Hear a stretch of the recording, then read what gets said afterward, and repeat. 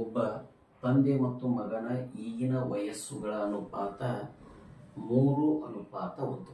ಈಗ ಅವರ ವಯಸ್ಸುಗಳ ಅನುಪಾತ 3 ಮತ್ತು 1 ಐತತ್ತ. 5 ವರ್ಷಗಳ ನಂತರ ಅವರ ಅನುಪಾತ ಏನಾಗತ್ತತ್ತ 5:1.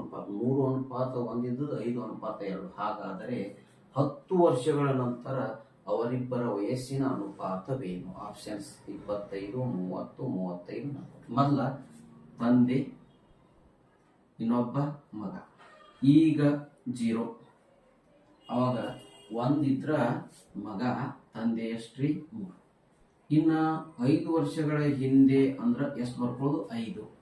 ಅವ ತಂದೆ 5 ಆದ್ರ ಮಗ ಎಷ್ಟದನು? 2. ಟೋಟಲ್ y ಈ 0 ಇದು 5 ಉಳಿಸಿರ 5, ಇದಕ್ಕೆ m ಅನ್ರಿ, ಇದಕ್ಕೆ n ಅನ್ರಿ.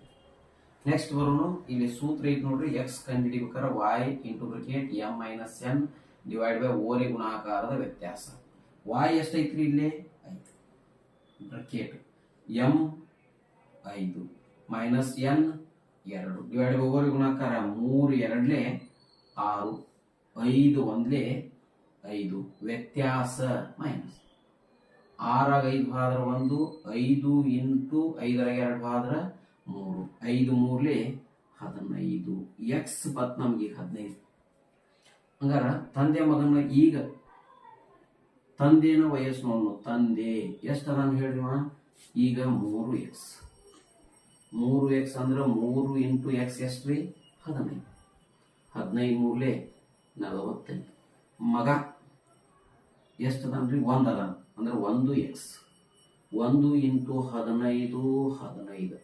ನಮಗೆ ಈಗಿನ ಕೇಳಿಲ್ಲ. ಎಷ್ಟು ವರ್ಷಗಳ ನಂತರ? 10 ವರ್ಷಗಳ ನಂತರ. ಇವಂಗೂ 10 ಹೆಚ್ಚು ಮಾಡ್ರಿ, ಮಗುಗೂ 10 ಹೆಚ್ಚು ಮಾಡ್ರಿ.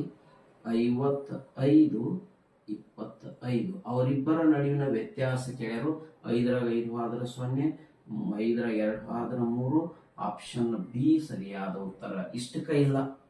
ಇದು ನಾವು ಹಿಂಗೆಲ್ಲ ಇಲ್ಲಿ ತನಕ ಕರೆಕ್ಟ್ ಈಸಿ ಮೆಥಡ್. ಇದನ್ನ ಇಷ್ಟೆಲ್ಲ ಮಾಡ್ಕೊಂಡು 5 ವರ್ಷದ ನಂತರ ತಗೊಂಡು ಮತ್ತೆ ಅದಕ್ಕೆ 10 ಕೂಡಿಸಿ 10 ವರ್ಷಗಳ ನಂತರ ಮಾಡ್ಕೊಂಡು ಮೈನಸ್ ಮಾಡೋದು ಬೇಡ.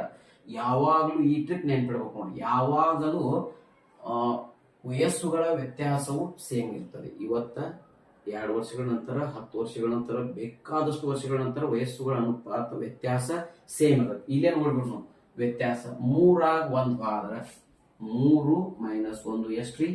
2.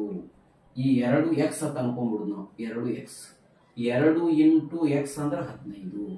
15 2 ಎಷ್ಟ್ರಿ? 30. ನೋಡಿ ಏನಿಲ್ಲ. 3 2 1 ಆದ್ರೆ 2, 15